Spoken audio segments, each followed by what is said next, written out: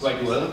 I thank you for all the introductions, to the chairman for presenting me and my talk, and to my predecessor for having given an excellent introduction to the area of predictions, forecasts, and foresight. This talk is about foresight, about the foresight results of the foresight project, and more on it is included in this leaflet on the whole scope of research within this, and the leaflet is down there on the table. You may see the term scenarios. Scenario is typically a foresight term. Foresight answers, there's no slide on the difference between foresight and forecast, so now I'm telling this. Foresight answers the question, what may happen, or what might happen in the future. The forecast gives an answer, what will happen. And prediction is something which is not so well defined in this term. Prediction occurs in foresight, and then they should be merged to produce a plethora of scenarios. But prediction can also be used to forecast or to replace forecast. So generally, the foresight is now approved as a way of investigating future. And forecasting is approved to answer a specific query about the future. The foresight projects are widespread around all Europe and all the world, especially Europe, because it is now the base of shaping the European policy. In particular, research policies are based on foresight studies. And this project, which I will present, a part of it today, belongs to the stream of foresight projects. You may imagine after entering the EU, new accession countries is a buzzword used in the EU policy, started to research the future and shape the policies based on acquis communautaire, and this is one of the projects which should help our politicians to define the scope of research, to define the key technologies, priority research areas for the next budgetary perspective. So down there from expecting singularity, we are going back to even not to forecasting, but to planning the budgetary perspectives. However, I will try to show you also some more interesting part of the results which come by chance out of this project. So the organization of the talk is, I would say, all these 7 topics which are mentioned can be subdivided into 2 groups or 3 groups. The methods. Our goal was to define the method which would allow for an objective, to produce objective statements about the future, and what could be expected after the previous talk. It was not so easy to find objective methods of investigating the future. Instead, there was many traps in the scientific literature. To follow them would be a disaster.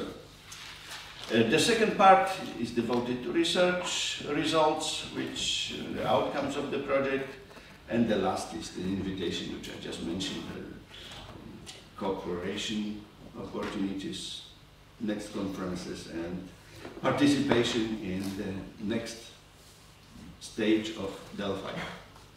Delphi analysis, I'm sure you are aware of it, is one of the methodological backgrounds of foresight. One statement in Delphi is a prediction, but assembling all results, aggregating them, filtering out, that's already a scientific method. I said I'm sure you are aware, because one of us sent us an email inviting us to such a survey on the future of AI, so probably you've just received it and read, so I do not need to explain it in more detail.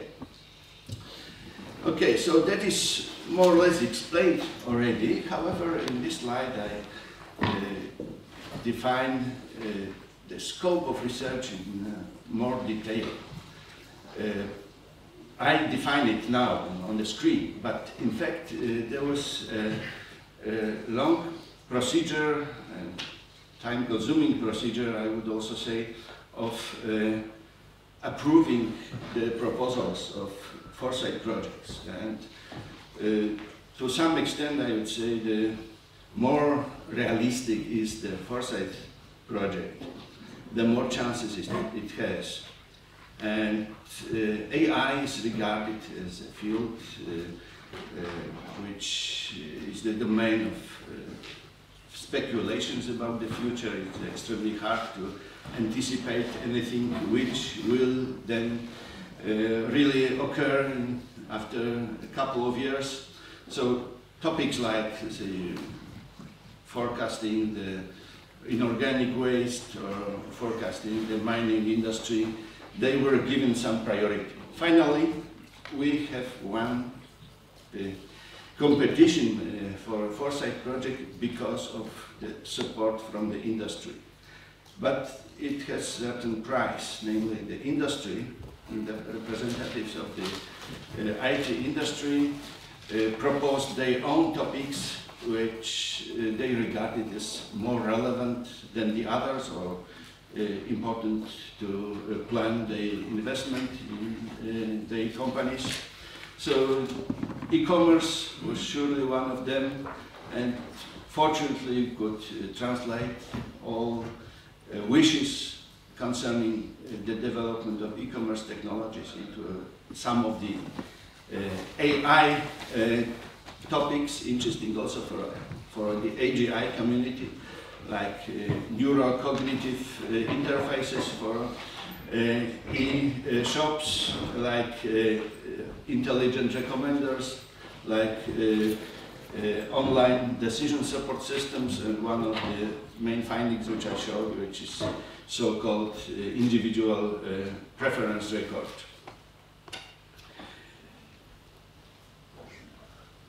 Now, a retrospective of what could have been used to build the first model which would allow to produce good scientific basis for modeling the future of the AI.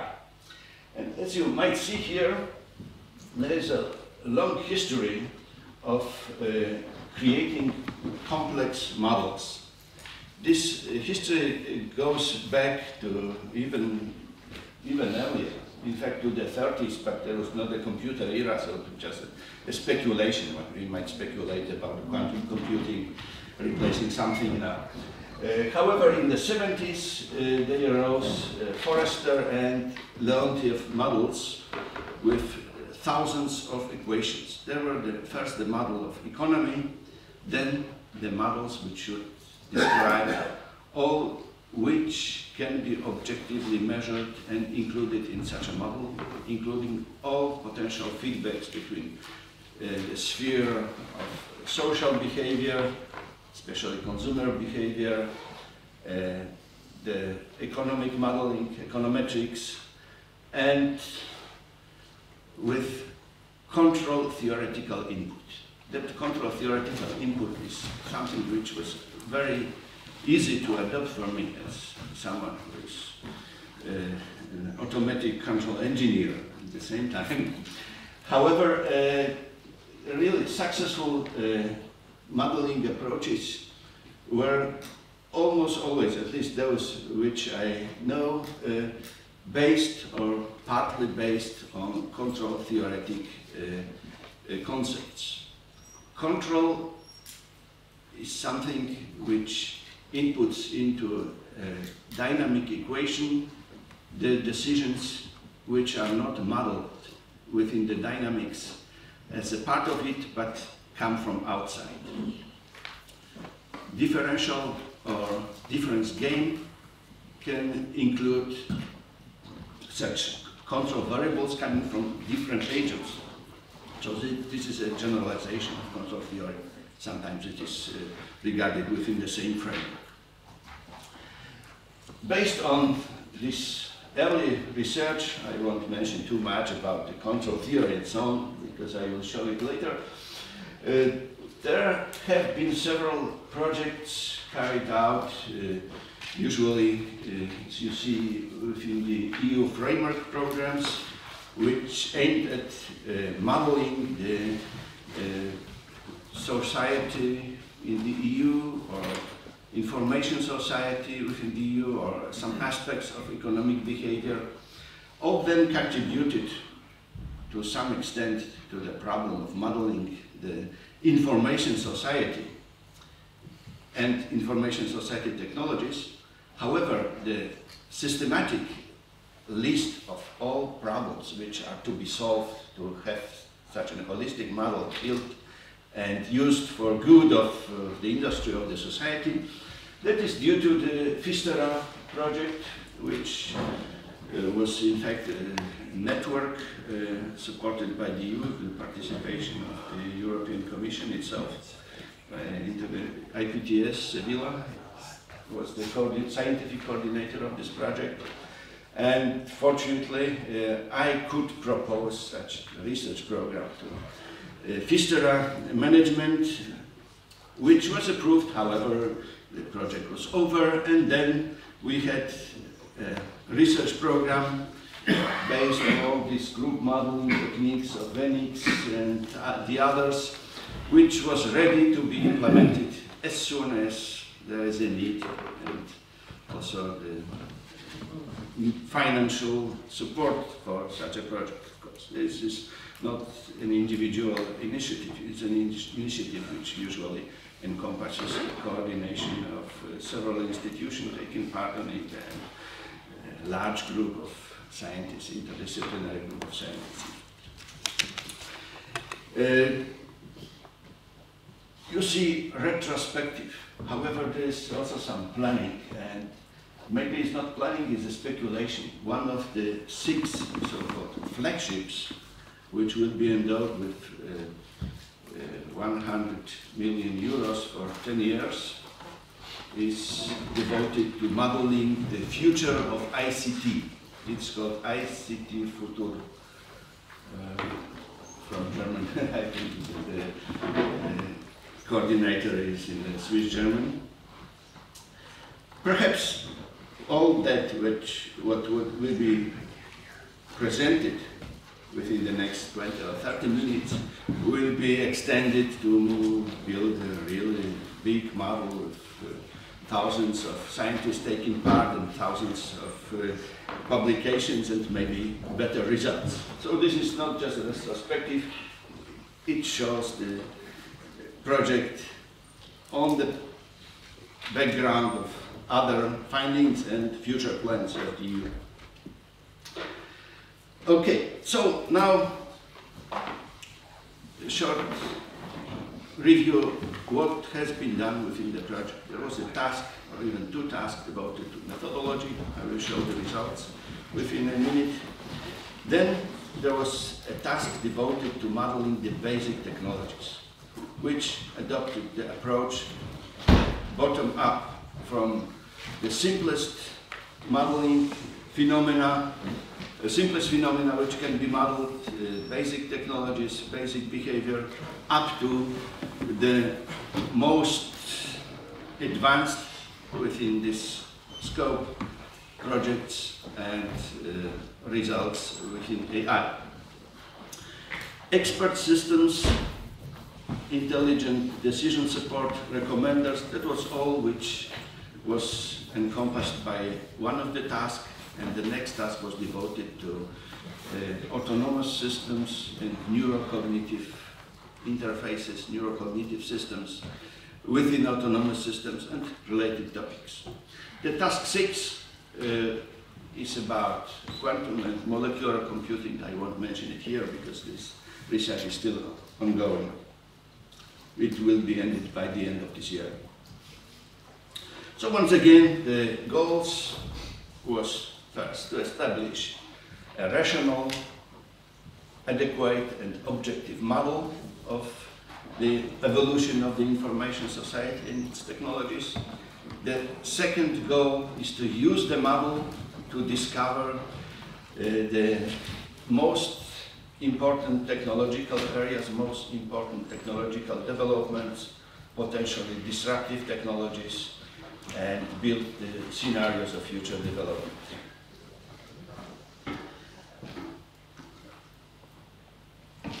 You may expect that a researcher which aims at building a model of a complex system has first to solve a dilemma which results from the past has to be taken into account. There are very many different theories. Some of them could have been verified, some have not.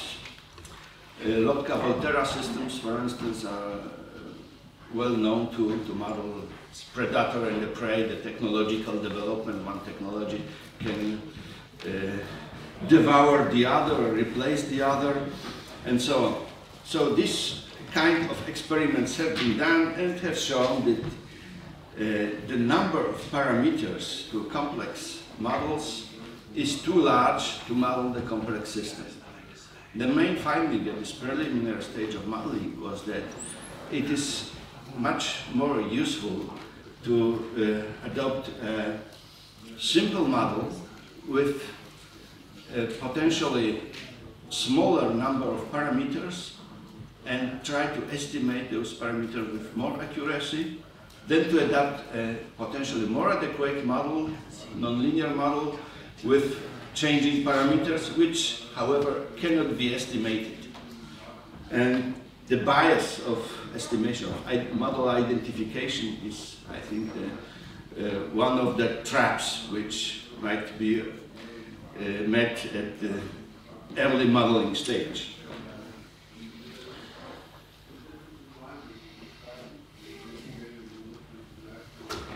The first step was to define the confines for the methodology. The next one was to define the organizational framework, which, however, because all this research was done online, almost all the gathering information was online. So that was equivalent to defining a kind of a knowledge base with analytic machines. So you know, this is just a definition of an expert system, which I call foresight support system. It's a new term, which I show afterwards. And you see here different kind of knowledge had to be imported from the environment, merged or fused, then stored in a systematic way using ontologies, and especially the knowledge elicited directly from experts within a Delphi should be merged with systematically gathered knowledge from patent databases, bibliographic databases, and directly from the companies who offer the AI products to the market. As usually in a knowledge base, you had rules that serve to classify the information, rules that serve to fuse the information, different models merged, and different sources of information merged. The most relevant sources of information was an online inflow of bibliographic and patent information by autonomous web crawlers, a system dynamics model, which I will show in the next slides, which was an expert-driven exercise, however, aiming at building a discrete time control model coped with discrete event model, even, then to merge the information which come in as an unstructured, in a semi-structured form from Delphi exercises. Then all that had to be processed by so-called analytic machines to produce what our client, the Ministry of Science, required to get, namely the key technologies recommendations, and the recommendations should be useful to the stakeholders from the industry. You see some terms like road mapping and so on. That is something which doesn't belong to the sphere of philosophy. It's rather technological management. Road mapping, which was used here. It's also another paper. I have mentioned what you see here already, that was shown in this diagram. So I will pass to some of the methods which we invented or adapted to the needs of AI forecasting. Scenario analysis is a classical approach. However, it was used in a more objective method, which you will see. I would like to point out the SWOT-C. SWOT-C is a transformation of well-known strengths, weaknesses, opportunities, and threats method. You know it, I'm sure. Everybody knows it, or not. This is a way of assessing the viability of the company or a research program or a technology. However, it has some disadvantages. First of all, it is not objective. It is very subjective, and different experts answering to the same SWOT analysis questions are not able to find a common language of communicating.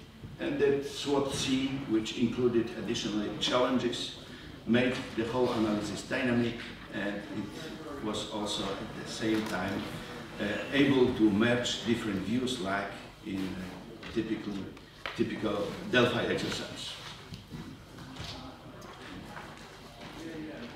The first step of building this discrete time model is to find the intrinsic connections between subsystems. The whole reality, the whole outer world, was subdivided into 8 subsystems, and this diagram, which may recall you perhaps a system dynamic diagram, but it is not, serve to assess how many experts are necessary to define the links between each subsystems, which links are important, which are less important, which do not exist at all, and how many variables have to be considered within each subsystem. The first analysis yielded the figure of 337, it is written somewhere, variables that were sufficient to describe the system. Then the system was built using this group model building technique. An expert was authorized to fill in the variables, define the variables, associate time series to this variable, or to define a qualitative description of the link between variables. The definition of variables is shown here, and the definition of links between variables is shown in the next slide. The association of time series is not shown here, but there is just an option within this system. The evolution model, which arises based on this, you can imagine using identification techniques, Granger method of combining forecast, you can derive the coefficients of such an equation, such a vector equation, in fact. And that allows also to define the error, the uncertainty measure of each of the parameters, which in turn serves to estimate the error of the whole model.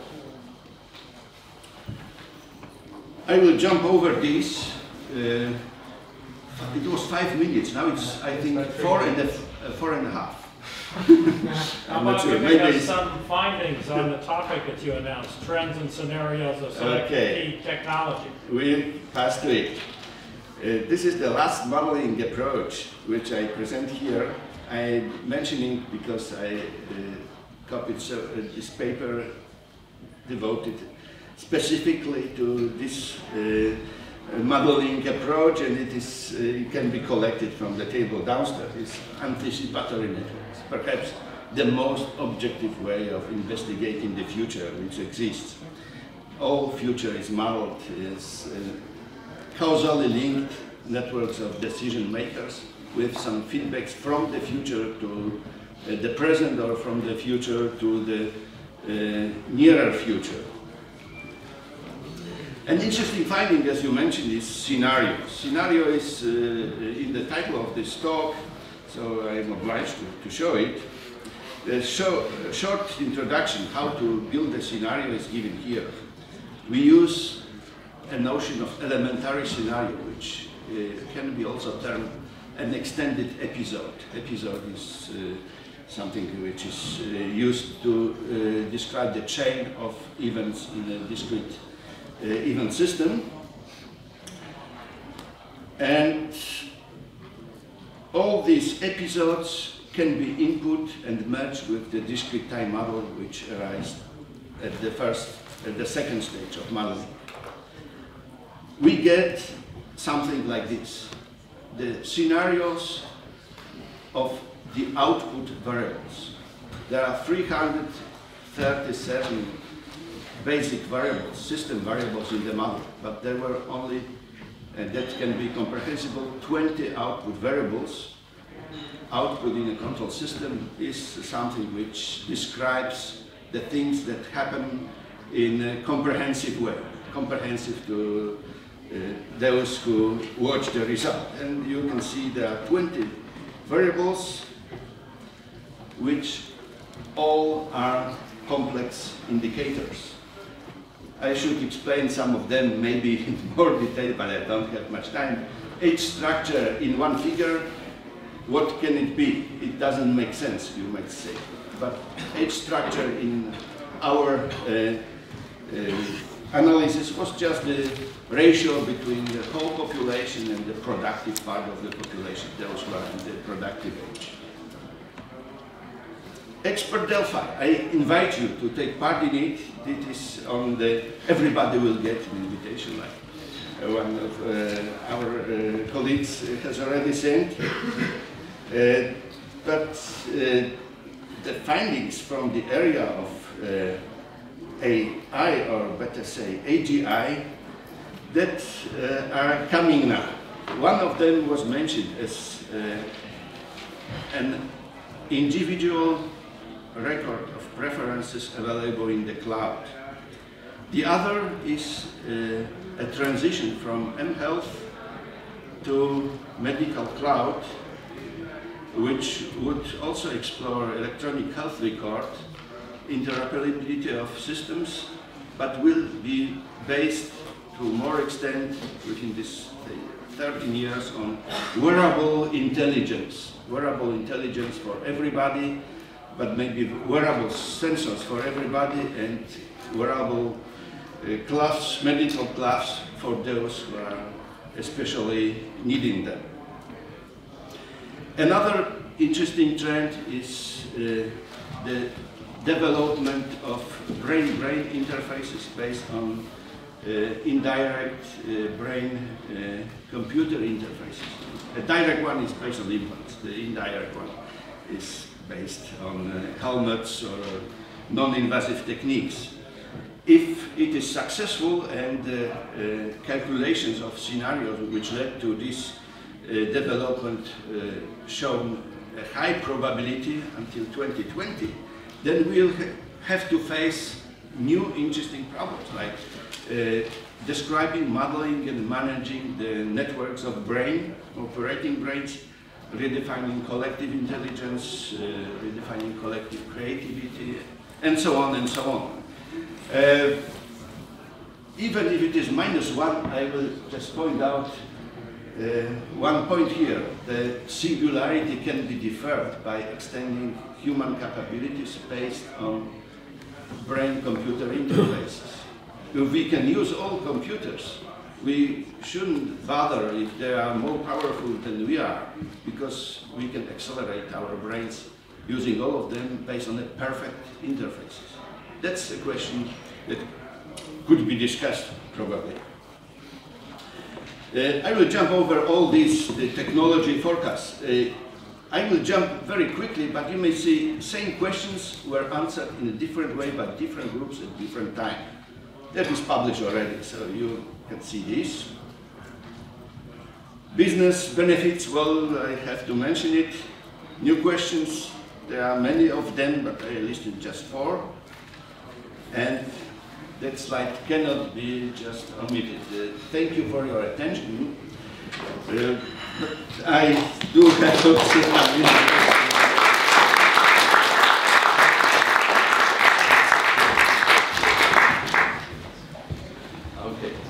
I apologize very much for rushing you in what was an incredibly detailed and interesting talk. We have only time for one quick question, then we'll run to coffee break. Can I take one question?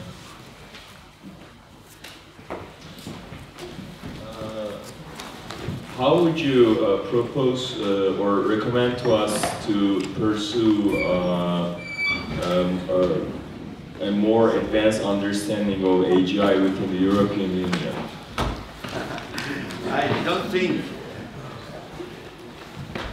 thank you for this question. I don't think the EU is a relevant agent when judging whether we should make this kind of research or not.